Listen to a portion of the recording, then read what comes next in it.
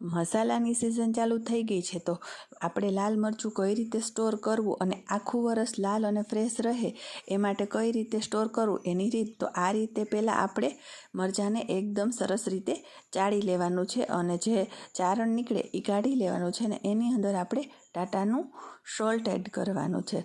Salt add કર્યા પછી આપણે ઘરમાં રહેલું ખાવાનું શેંગ તેલ એડ કરવાનું છે અને આ રીતે એને એકદમ સરસ રીતે બધી જ જગ્યાએ એકદમ સરસ રીતે તેલ ચડી જાય એ રીતે તેલ નાખી અને એકદમ મોણ દઈને આપણે મિક્સ કરી લેવાનું છે.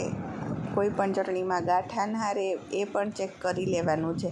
બધું જ રેડી થઈ ગયા બાદ આપણે એક ડબ્બામાં પેપર રાખી અને એની અંદર ચટણી આ રીતે લેયર કરી અને થોડું વજન દઈ દબાવીને આપણે આ રીતે ભરતું જવાનું છે.